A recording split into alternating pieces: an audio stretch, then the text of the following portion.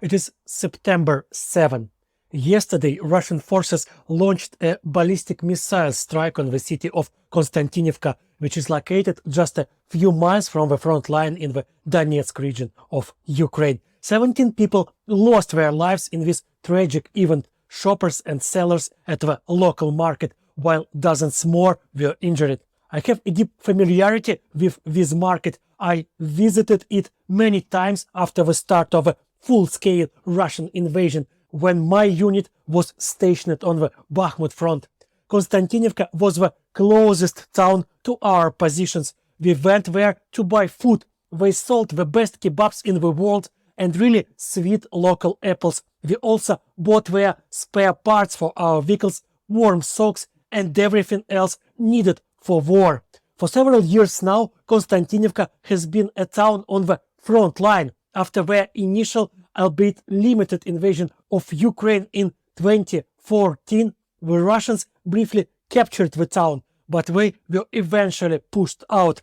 Before the full-scale invasion, it was a relatively large town with a population of around 80,000 people. Restaurants, stores and new businesses were thriving. However, everything changed 1.5 years ago. The town found itself under daily shelling.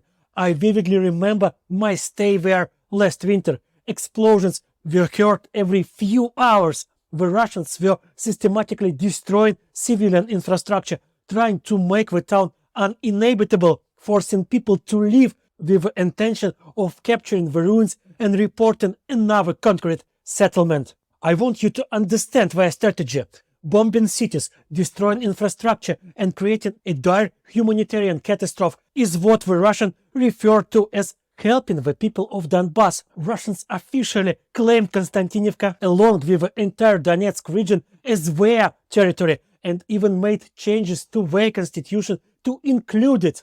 Then they began to systematically destroy it. Yesterday they outdid themselves by deliberately launching a missile into the most densely populated area of Kostyantynivka, the market. After the full-scale invasion, some local businesses closed down or left the town, while others were destroyed by rockets and artillery strikes. The market on one of the town squares became the focal point of economic activity in Kostyantynivka. That's where the Russians aimed. It is clear that their intention was to strike civilians and kill as many people as possible. Missiles, especially ballistic ones, don't get launched without reconnaissance, targeting and coordination with commanding officers. They don't randomly land on a square. This is a crime, and dozens of people were complicit. Was who selected the target, was who approved it, and was who aimed and fired the missile. They simply killed nearly 24 innocent people. No one of them protested against this, and no one tried to stop this massacre because for them we are not human beings. For them, Ukrainians are merely targets in a shooting range that they intend to destroy.